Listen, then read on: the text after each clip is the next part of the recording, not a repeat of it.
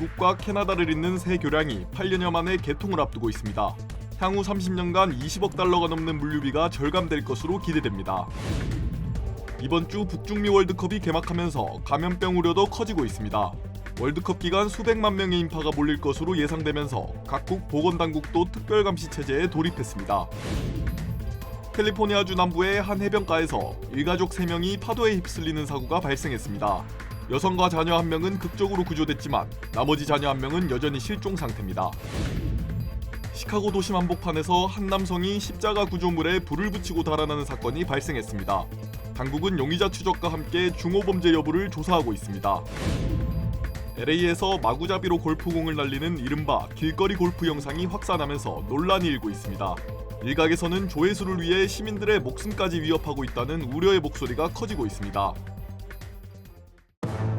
사고의 충격으로 다치셨나요? 리차드 호프만을 만나십시오. I'm Richard Hoffman. Let me help you. 30년 경력의 멘사 회원 변호사는 사건을 보는 눈부터 다릅니다. 접근의 차이가 가져온 1250만 불이라는 압도적인 결과. 교통사고 상해 사건은 역시 리차드 호프만입니다. 리차드 호프만, 실력의 차이를 보여드리겠습니다. 교통사고, 상해 사건, 리차드 호프만 법률그룹 323-782-8600. 여러분 안녕하십니까? 6월 10일 첫 소식입니다.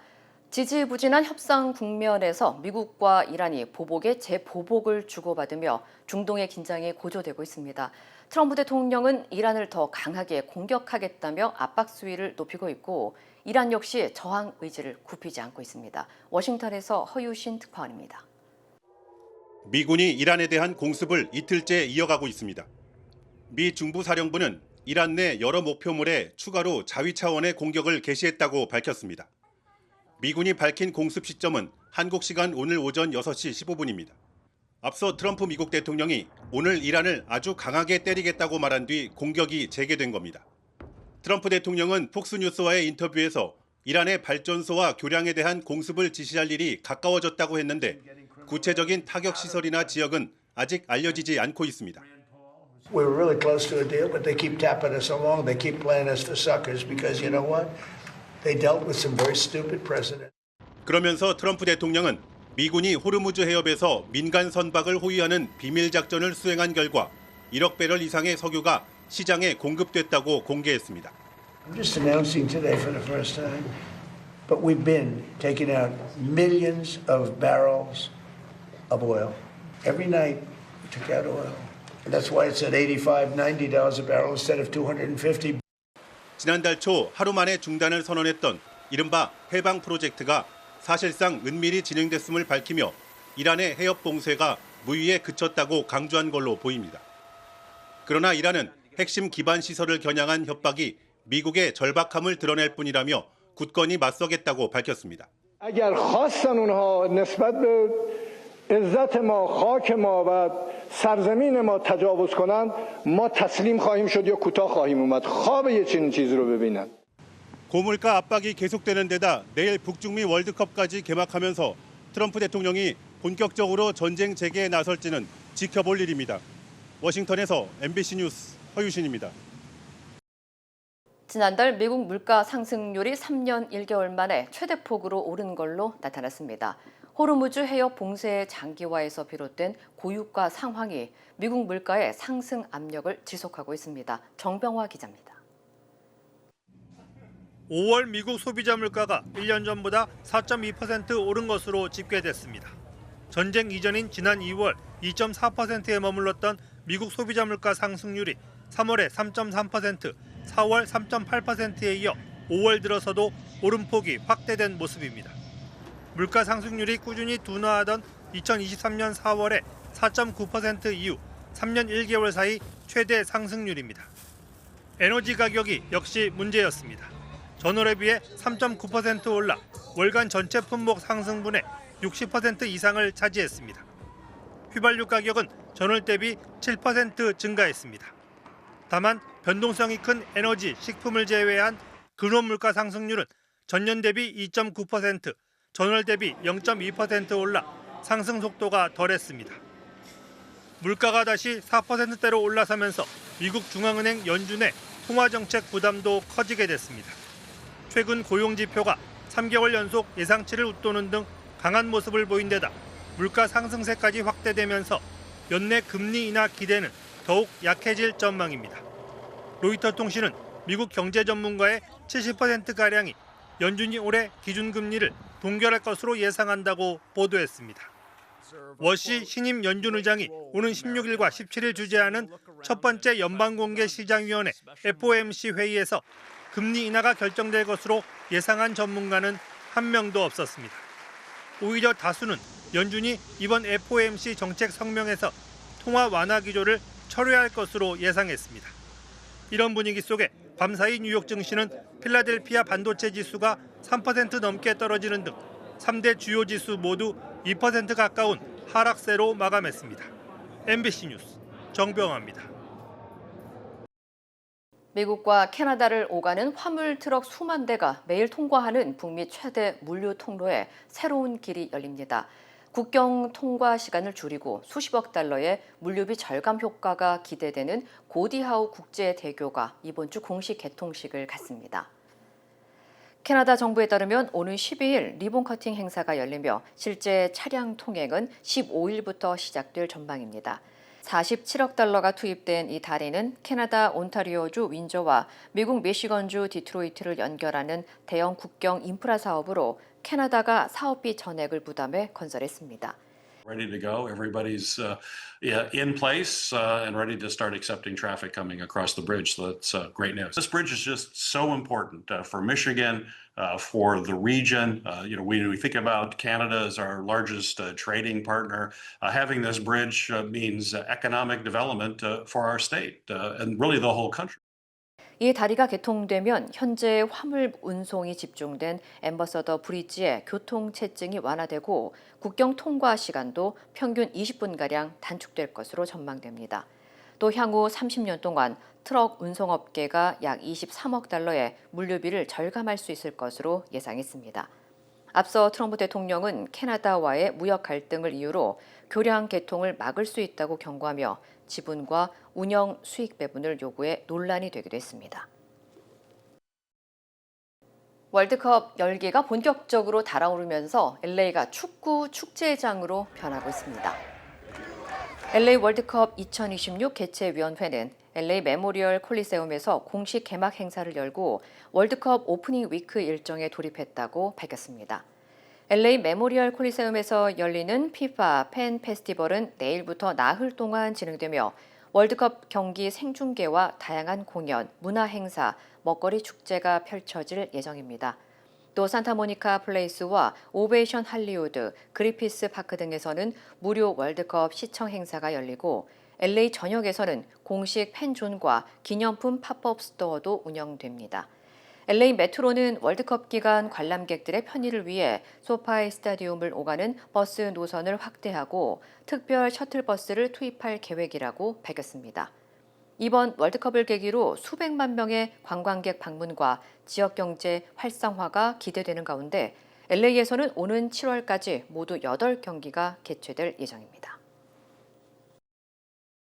전 세계 수백만 명이 몰리는 북중미 월드컵이 개막하면서 보건당국에도 비상이 걸렸습니다. 미국과 캐나다, 멕시코 보건당국은 월드컵 기간 감염병 확산 가능성에 대비해 특별 감시 체제에 돌입했습니다. 특히 올해 미국 내 홍역 환자가 2,000명을 넘어서는 등 수십 년 만에 최악의 확산세를 보이고 있는 가운데 전문가들은 경기장과 팬 페스티벌, 관광지에 대규모 인파가 집중되면서 추가 확산 가능성을 우려하고 있습니다. 연방질병통제예방센터 CDC는 지난 4일 기준 미국 내 홍역 환자가 2,030명으로 집계됐다고 밝혔습니다. 환자는 미국 38개 주와 워싱턴 DC에서 발생했으며 모두 30건의 집단 감염을 통해 확산된 것으로 나타났습니다. CDC는 환자 수가 지난해 전체 발생 규모에 근접했다며 홍역 퇴치 선언 이후 약 30년 만에 최악의 유행이 될 수 있다고 경고했습니다. 이에 따라 보건당국은 하수검사와 응급실 환자 현황, 공항 검역 자료 등을 실시간으로 분석하며 감염병 발생 여부를 집중 모니터링하고 있습니다. 전문가들은 현재 가장 우려되는 질병으로 에볼라보다 전파력이 강한 홍역을 꼽으며 예방접종 여부를 반드시 확인할 것을 당부했습니다. 해변에서 가족과 함께 보내던 평범한 하루가 순식간에 악몽으로 바뀌었습니다. 캘리포니아 라구나 비치에서 일가족이 거센 파도에 휩쓸려 어머니와 자녀 한 명은 극적으로 구조됐지만 10대의 딸은 아직 돌아오지 못하고 있습니다. 구조대는 이틀째 수색 작업을 이어가고 있습니다. 라구나 비치 해양 안전국에 따르면 어제 저녁 7시 30분쯤 라구나 비치 남쪽 트레저 아일랜드 비치에서 조난 사고가 발생했습니다. 사고 당시 해안에는 최대 9피트에 달하는 높은 파도와 강한 해류가 이어지고 있었으며 어머니와 두 자녀가 해안가에서 물살에 휩쓸려 바다로 떠내려간 것으로 파악됐습니다. 이를 목격한 시민들이 곧바로 바다로 뛰어들어 어머니와 자녀 한 명을 구조했지만 안타깝게도 10대의 딸은 여전히 실종 상태입니다. 당국은 오렌지 카운티 셰리프국 해양순찰대와 미 해안경비대 등과 함께 수색을 계속 이어가고 있습니다. 현재 오렌지 카운티 해안에는 높은 파도와 강한 해류로 인한 해변 위험 경보가 발효 중이며 당국은 해변 이용객들에게 각별한 주의를 당부했습니다. 라이터 하나로 시작된 불길이 순식간에 주민 대피령으로 이어졌습니다. 그런데 이번에는 경찰견도 추격전도 아닌 하늘을 날던 드론 한 대가 방화 용의자의 도주 경로를 끝까지 추적하면서 검거를 이끌었습니다. 캘리포니아주 샌디에고 인근에서 야자수에 불을 지른 35살 미케엘 에르난데스가 경찰에 붙잡혔습니다. 당국에 따르면 에르난데스는 지난달 라이터로 야자수에 불을 붙인 혐의를 받고 있으며 불길이 주택가로 번질 우려가 커지면서 주민 일부가 대피하기도 했습니다. 신고를 받고 출동한 셰리프국은 드론을 띄워 하천 지역으로 달아난 용의자를 발견했고 상공에서 이동 경로를 실시간으로 추적했습니다. 드론이 전달한 위치 정보를 바탕으로 경찰은 결국 고속도로 인근에서 용의자를 체포했습니다. 셰리프국은 드론이 범죄자 추적은 물론 수색과 구조, 실종자 수색 등에도 폭넓게 활용되고 있다고 밝혔습니다. 한편 샌디에고 카운티 캠프 펜들턴에서는 오늘 발생한 산불이 800에이커 이상을 태우며 확산돼 일부 지역에 대피 경보가 내려졌습니다. 미국에서 가장 어두운 인종차별의 역사를 떠올리게 하는 장면이 시카고 도심 한복판에서 목격됐습니다. 공원에 세워진 십자가에 불이 붙으면서 지역사회가 큰 충격에 빠졌습니다. 시카고 경찰에 따르면 사건은 어제 오후 2시쯤 다운타운 그랜드파크 일대에서 발생했으며 한 남성이 십자가 형태의 구조물에 불을 붙이고 달아나는 모습이 포착됐다고 밝혔습니다. 미국에서 불타는 십자가는 과거 백인 우월주의 단체인 KKK가 흑인과 소수인종을 위협할 때 사용했던 대표적인 증오의 상징으로 여겨집니다. 이 때문에 지역사회에서는 이번 사건 역시 단순 방화를 넘어 증오범죄일 가능성이 있다며 우려의 목소리가 커지고 있습니다. I know that my grandmothers and great grandmothers and grandfathers have experienced in real time, in real life in the South. So immediately I just felt sad. It's very hurting because it's just like, even in schools, they make it seem like things like that were so long ago and we're making so much progress, and we're clearly not. There is no progress because it's clearly happening to this day in broad daylight. 사건 직후 지역교회는 용의자 검거로 이어지는 제보에 대해 $10,000의 현상금을 내걸었다고 전했습니다. 경찰은 현재 공개한 용의자 사진을 토대로 추적에 나선 가운데 이번 사건이 증오범죄에 해당하는지 여부를 포함해 수사를 이어가고 있습니다. LA 도심 곳곳에서 차량과 건물을 향해 골프공을 날리는 이른바 길거리 골프 영상이 SNS를 통해 퍼지면서 공분을 사고 있습니다. 조회수를 위해 시민들의 목숨까지 담보로 잡고 있다는 비판이 거세지고 있습니다. 뉴욕포스트에 따르면 한 소셜미디어 계정은 LA 도심 도로와 주택가, 상가 주변에서 골프공을 치는 영상을 잇따라 게시해 논란의 중심에 섰습니다. 영상에는 차량이 오가는 도로를 향해 골프공을 날리거나 아파트와 상가 건물 방향으로 공을 치는 장면이 담겼습니다. 해당 계정은 46,000명 이상의 팔로워를 보유하고 있으며 이 같은 영상을 밤마다 촬영해 올리고 있는 것으로 알려졌습니다. 영상이 확산되자 온라인 커뮤니티에서는 장난이 아니라 무차별 폭력이라는 비판이 쏟아졌고 일부 주민들은 LAPD와 SNS 운영사 측에 신고했다고 주장했습니다. 전문가들은 골프공이 시속 100마일, 약 160km가 넘는 속도로 날아갈 수 있어 차량 유리 파손은 물론 보행자에게 치명적인 부상을 입힐 수 있다고 경고했습니다.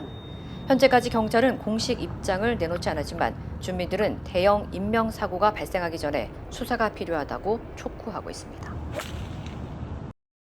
가장 안전해야 할 집 안에서 그것도 가장 가까운 가족을 향해 방아쇠를 당긴 믿기 힘든 비극이 또 발생했습니다. 미시건주에서 가정 내 불화로 추정되는 총격으로 일가족 4명이 숨지는 끔찍한 사건이 벌어졌습니다. 리보니아 경찰국에 따르면 어제 오후 5시 35분쯤 랜셀로 로드 인근의 한 주택에서 총격 사건이 발생해 4명이 숨졌고 용의자와 피해자는 가족 관계였던 것으로 확인됐습니다. 용의자는 현장에 출동한 경찰에 별다른 저항 없이 체포됐으며 1층 침실에서 피해자 2명이 뒷마당에서 또 다른 피해자 2명이 숨진 채 발견된 것으로 전해졌습니다. Nobody ever likes to admit, it happens in your neighborhood. And, you always like to feel safe and sound inside your own four walls, and until it's, four walls down. Outside in the backyard were the mother and father of the suspect. Inside in a bedroom was his brother and the brother's girlfriend. 당국은 현장에서 반자동 소총을 포함한 여러 정의 총기를 확보했으며 용의자에게 별다른 범죄 전력은 없는 것으로 파악됐다고 밝혔습니다. 또 용의자와 부모 사이에 갈등이 있었던 정황을 확인하고 정확한 범행 동기를 조사하고 있습니다. 흉기 난동 사건 하나가 도시를 불바다로 만들었는데요. 영국령 북아일랜드에서 반이민 정서가 폭발하며 대규모 폭력 사태가 이어지고 있습니다. 북아일랜드 벨파스트에서 수단 출신 이민자가 흉기를 휘둘러 주민 1명이 중상을 입은 뒤 반이민 시위가 격화됐습니다. 분노한 시위대는 주택과 차량, 버스에 불을 지르고 이민자 거주 지역을 공격했으며 일부 지역에서는 도로가 봉쇄되고 대중교통 운행도 중단됐습니다. 특히 복면을 쓴 수십 명이 이민자 거주 주택의 문과 창문을 부수며 난입한 것으로 전해졌습니다. 북아일랜드 소방당국은 하루 동안 60건이 넘는 화재와 안전사고에 출동했고 경찰은 추가 충돌을 막기 위해 순찰을 대폭 강화했습니다. 중동 전쟁 이후 처음으로 호르무즈 해협을 빠져나온 한국 유조선 유니버셜 위너호가 어제 울산항에 도착했습니다. 호르무즈 해협이 봉쇄된 지 100여일 만인데 앞으로 중동 원유 수송에 숨통이 트일 거라는 기대도 조심스럽게 나오고 있습니다. 이경미 기자입니다. 중동산 원유 200만 배럴을 가득 실은 초대형 유조선이 울산항으로 들어옵니다. 80여일간 갇혀있다 국내 선박 중 처음으로 호르무즈 해협을 빠져나온 HMM 소속 유니버셜 위너호입니다. 해협을 통과한 지 3주 만입니다. 원유 하역 작업은 접안 직후 바로 시작돼 이틀 정도 걸릴 전망입니다. 선박에는 한국인 9명과 외국인 12명 등 21명의 선원이 탑승했었고 다행히 건강 상태는 이상이 없습니다. 종전 협상은 여전히 진행 중이지만 호르무즈 해협을 통한 원유 수송은 조금씩 재개되고 있습니다. 미국 에너지부 장관은 해협을 통과한 선박이 1-2주 전에 비해 크게 늘었다며 상황이 눈에 띄게 개선되고 있다고 평가했습니다. Rising. Yeah, I would say rising very meaningfully. 지난 5월에 하루 평균 290만 배럴의 원유가 호르무즈를 통해 운송된 것으로 분석됐는데 미국 CNN은 이 중 상당수가 이른바 유령 유조선이라고 보도했습니다. 감시를 피해 위치 추적 장치를 끄고 호르무즈에서 원유를 실어 나르고 있고 이 때문에 최근 국제 유가가 예상과 달리 안정됐다는 겁니다. 실제로 서부 텍사스산 원유는 88달러까지 떨어져 지난달 말 이후 최저치를 기록했습니다. 해협 안쪽에 남아있는 한국 선박은 25척. 이 중 원유 운반선도 8척 포함되어 있는데 국내 해운사들은 위험 부담이 큰 유령 항해를 시도할 이유가 없다고 전했습니다. 해협이 언제 완전 개방될지는 여전히 미지수이지만 통항이 조금씩 늘면서 원유 공급 차질 우려는 다소 완화되는 분위기입니다. MBC 뉴스 이경미입니다. 전국 각지에서 출몰하는 곰 때문에 일본이 골머리를 앓고 있습니다. 도쿄 근교 도심까지 휘젓고 다니면서 사흘째 전면 휴교령이 내려졌습니다. 도쿄에서 신지영 특파원입니다. 도랑 속 물살을 가르며 유유히 헤엄치는 검은 생명체, 곰입니다. 물 밖으로 나와 철조망을 넘어가더니 골목으로 사라집니다. こんな近くにっていう感じでちょっとびっくりして。 도쿄에서 차로 1시간 반 거리인 도치기현 우츠노미야 시내에 곰이 나타난 건 6일 저녁이었습니다. 이후 상점가와 역 주변 등에 불쑥 나타나 사람들을 놀라게 했습니다. 주택가에 곰이 있다는 신고를 받고 출동한 사냥협회 회원들과 경찰관들이 마취총으로 수컷 곰 한 마리를 잡았습니다. 하지만 목격된 곰과 잡은 곰이 같은 개체인지 확실치 않고 다른 곰이 목격됐다는 정보도 입수된 탓에 관내 초등학교와 중학교엔 사흘째 휴교령이 내려졌습니다. なんか大きさが違うから親子グマなんじゃないかっていう。だから犬の散歩しないっていう人も結構いますね。襲われても困るしと思って。 우츠노미야 시는 곰이 시 외곽 산간 지역에서 목격됐던 적은 있지만 도심까지 진출한 건 처음이라고 설명했습니다. 지난주엔 일본 동북부 후쿠시마현 후쿠시마시의 한 공장에 곰이 침입해 사람을 쓰러뜨리는 장면이 CCTV에 고스란히 포착되기도 했습니다. 도심에서 사라진 곰은 일주일이 지나도록 어딘가를 돌아다니고 있어 시민들은 불안감을 떨치지 못하고 있습니다. 도쿄에서 MBC 뉴스 신지영입니다. 일본군 위안부 문제에 대해 사죄와 반성의 뜻을 담은 고노 담화의 주인공이죠. 일본 정계의 대표적인 비둘기파로 꼽혔던 고노 요헤이 전 중의원 의장이 향년 89세로 별세했습니다. 관련 소식 전해드립니다. 고노 전 의장은 지난 1993년 관방장관으로 재임하던 당시 일본군 위안부 문제에 대한 사죄와 반성의 뜻을 담은 이른바 고노 담화를 발표한 인물인데요. 이 담화는 일본 정부 차원에서 위안부 모집과 이송 과정에 일본군이 관여했고 그 과정에 강제성이 있었다는 점을 인정한 것으로 평가되고요. 이후 고노 담화는 일본 정부의 위안부 문제 관련 기본 입장의 토대가 됐습니다. 고노 전 의장은 이 같은 역사인식과 대화 중심의 외교 노선으로 일본 정계의 대표적인 비둘기파로 평가받았습니다. 1967년 중의원 선거에서 처음 당선된 뒤 14회 연속 당선됐고 중의원 의장으로는 5년 반 동안 재임하면서 현 일본 헌정사상 최장기 기록을 남기기도 했습니다. 다카이치 사나이 일본 총리는 역사 문제를 진지하게 마주하고 대화와 이해를 중시했던 고인의 자세가 일본 평화 외교의 초석이었다며 애도를 표하기도 했습니다. 프로게이머 페이커 이상혁이 미국 시사주간지 타임이 선정한 2026 타임백 스포츠 명단에 유일한 한국인으로 이름을 올렸습니다. 이번 명단에는 축구의 리오넬 메시와 크리스티아노 호날두, 농구의 르브론 제임스, 야구의 오타니 쇼헤이 등이 포함됐는데요. 타임은 이상혁을 두고 역대 최고의 e스포츠 선수로 널리 알려져 있다고 소개하며 리그 오브 레전드 명예의 전당인 홀 오브 레전드의 첫 헌액자라는 점에도 주목을 했습니다. 지난 2013년 프로에 데뷔한 이상혁은 소속팀 T1과 함께 리그 오브 레전드 월드 챔피언십에서 통산 6차례 우승을 했고 최근에는 3년 연속 정상에 올랐습니다. 피파 공식 리세일 플랫폼에는 현재 조별리그 티켓 17만 6천 장이 넘게 매물로 나와 있는데요. 이로 인해 티켓 가격도 빠르게 떨어지고 있습니다. 공식 리세일 플랫폼의 티켓 중간 가격은 최근 한 달 사이 약 20% 하락했습니다. 피파가 챙기는 26%의 높은 수수료를 감안하면 상당수 리셀러들이 손해를 보면서 티켓을 처분하고 있는 셈인데요. 이번 흥행부진의 가장 큰 원인으로는 피파의 높은 가격 정책이 지목이 됩니다. 피파는 개최국의 현지 시장 상황을 반영한다며 이전 월드컵보다 훨씬 비싼 가격표를 붙였고 수요에 따라 가격이 달라지는 변동 가격제까지 적용해 티켓을 판매하고 있습니다. 논란이 커지자 미국 일부 주 검찰도 티켓 판매 방식에 대한 조사에 착수했습니다. 공룡 티라노사우루스 렉스, 이른바 티렉스 가죽 핸드백이 경매에 나옵니다. 이름만 들으면 실제 공룡 가죽으로 만든 것 같지만 정확히는 티렉스 화석에서 확인된 콜라겐 단백질 정보를 바탕으로 실험실에서 배양한 소재인데요.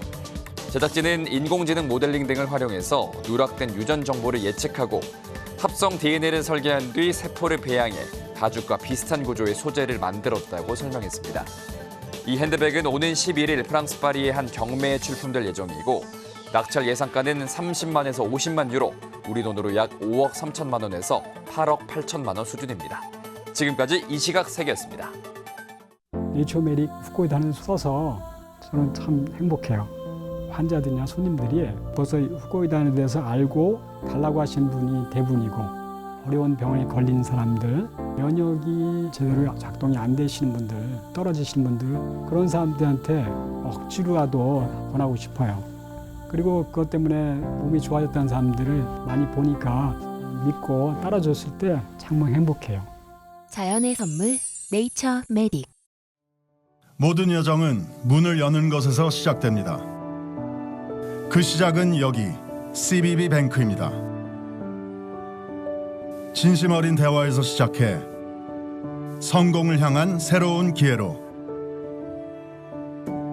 당신의 비즈니스가 더 크게 넓어질 때 CBB 뱅크가 전국 어디서나 그 문을 함께 열어갑니다. 성장의 파트너 CBB 뱅크. We stand with accident victims during the hardest moments. Whether it's a car, truck, motorcycle, pedestrian, or rideshare accident, you deserve the best attorneys by your side. At DK Law, we're modern injury and accident lawyers who go all the way. We fight smart, we move fast, and we win big. DK Law, when we take a case, we take it all the way.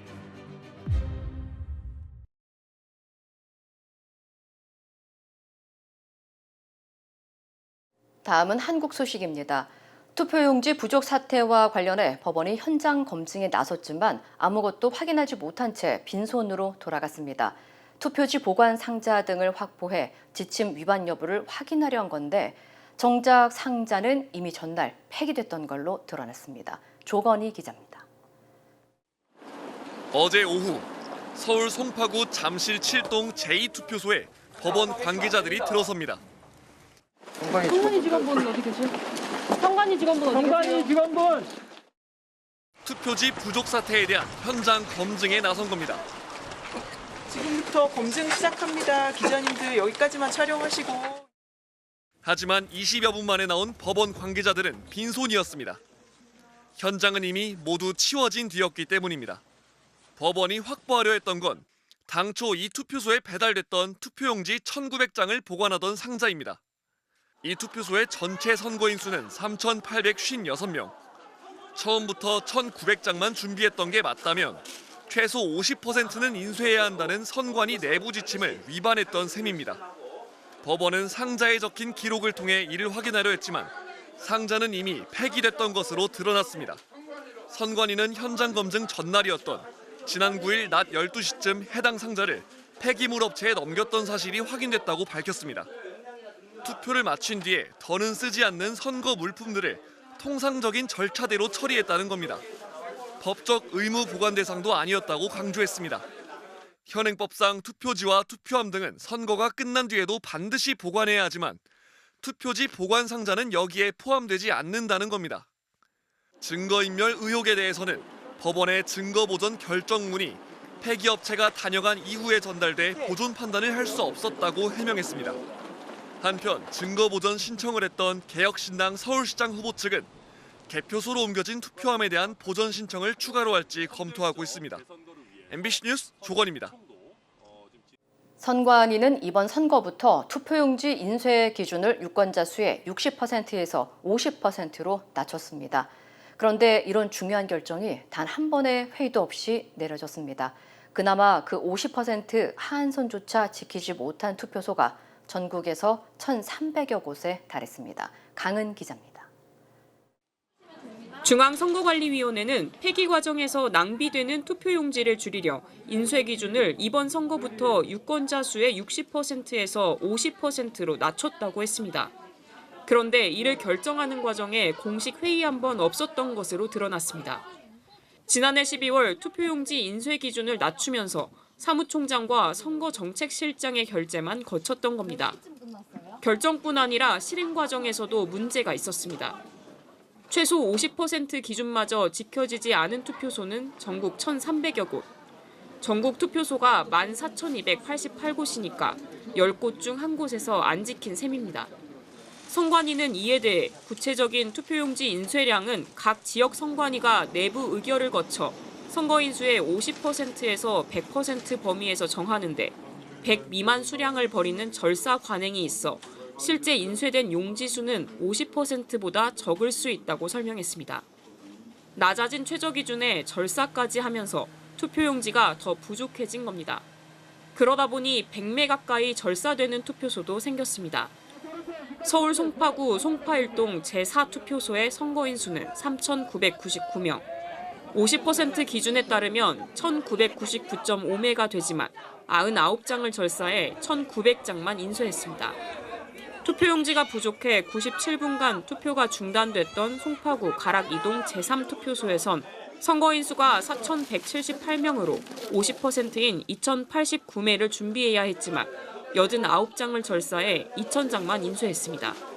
6월 3일 투표가 중단됐던 투표소는 전국 26곳.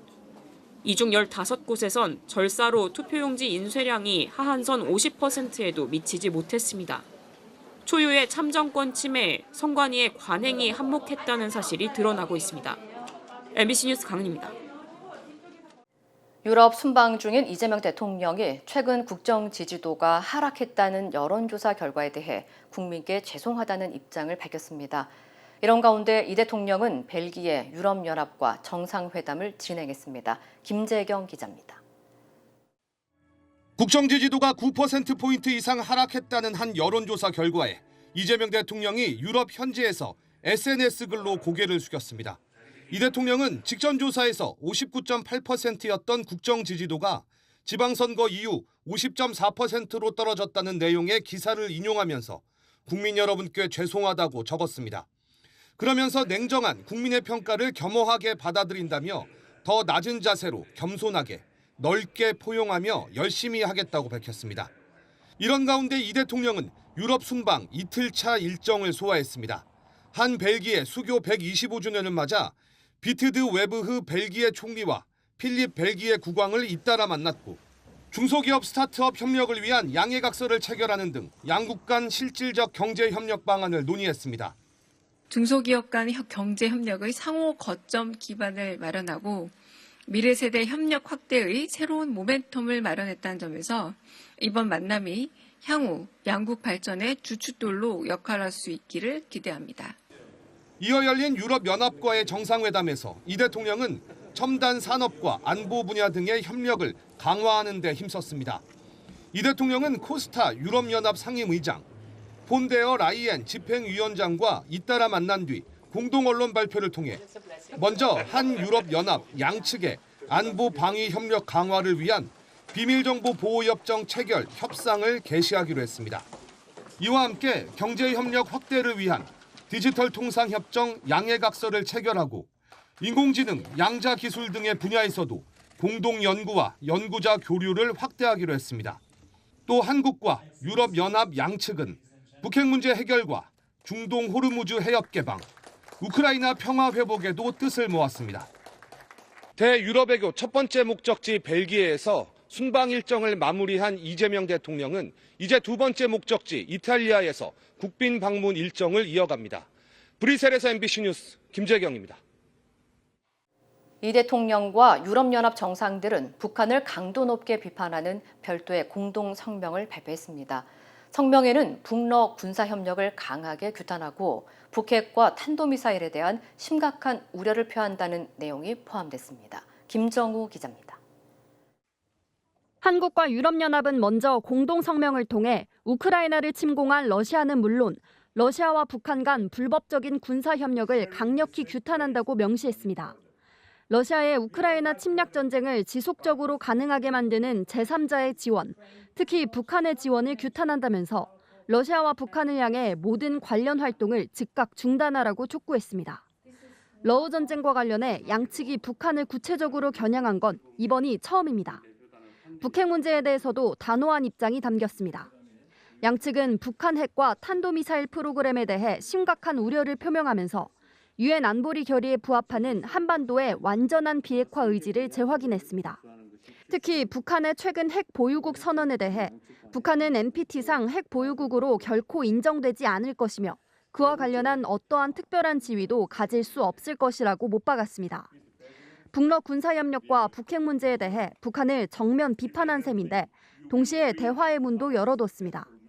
양측은 한반도 평화와 안정, 완전한 비핵화에 대한 의지를 재확인한 뒤 한반도 평화 공존을 위한 긴장 완화 등 남북 대화 재개 노력을 지지한다고 했습니다. 중동과 관련해서는 긴장 완화와 함께 호르무즈 해협의 항행 자유와 민간인 보호, 국제법 준수를 강조했습니다. 공동성명 속 북러 협력 규탄 메시지와 북핵 문제 언급에 대해 청와대는 일관되게 우려를 표해온 것이라며 장기적으로 한반도의 완전한 비핵화 목표를 견지한다는 점을 여러 차례 밝혀왔다고 설명했습니다. MBC 뉴스 김정우입니다. 오래 기다리셨습니다. 드디어 에르노플레이스 신촌 오피스텔이 특별 분양 계약을 실시합니다. 서울 명문대학군의 중심 입지 신촌 로터리. 새로운 랜드마크가 찾아옵니다. 차원이 다른 젊음의 도시. 성공 투자의 공식을 모두 갖춘 프리미엄 테라스형 오피스텔. 에르노플레이스 신촌 오피스텔이 미주 한인 동포들을 위한 특별 분양 계약을 실시합니다. 투자의 가치가 다른 높은 수익률과 미래 투자 가치까지 에르노플레이스 신촌 오피스텔의 주인이 되십시오. 분양 계약 문의 818-974-4989. 힘들고 어려울 때 실력 있는 변호사가 필요하십니까? 60년 역사의 대형 로펌 KMFM 로펌의 최미수 변호사와 함께하세요. 교통사고, 민사법, 형사법, 가정법 등 풍부한 경험과 최고의 실력으로 완벽하게 도와드립니다. 최고의 보상을 책임지는 실력 있는 대형 로펌. 도움이 필요할 때 강한 힘이 되는 변호사 KMFM 로펌 최미수 변호사 213-427-2350. 아침에 마음의 평안과 하루를 시작하는 것. 내 건강이 아스바헬스 메디케어 플랜으로 든든하게 보장되고 있다는 확신에서 시작됩니다. 당신이 누려야 할 의료 서비스와 혜택 그리고 행복의 시작. 아스바헬스가 함께합니다. 888-688-8584로 문의해주세요. 본격적인 더위가 시작되는 초여름, 원인 모를 피로와 몸의 찌뿌둥함이 지속된다면 만성염증의 신호일 수 있습니다. 첫 번째, 하루 30분 정도의 가벼운 산책이나 자전거 타기는 혈액순환을 촉진해 몸속 염증 물질을 배출하는 데 큰 도움을 줍니다. 두 번째, 뛰어난 항염작용을 하는 오메가3를 섭취하는 것은 세포막을 건강하게 유지하고 몸속 만성염증을 억제하는 데 효과적입니다. 세 번째, 노폐물 배출을 위해 물을 충분히 마시는 습관입니다. 땀 배출이 늘어나는 초여름에는 수분이 부족해지기 쉬우므로 자주 물을 마셔 몸속 독소를 걸러내고 염증 반응을 줄여줘야 합니다. 작은 습관 하나가 모여 올 한 해를 버티는 든든한 힘이 됩니다. 가족의 건강과 일상을 지키는 작은 루틴, 우메켄이 함께합니다.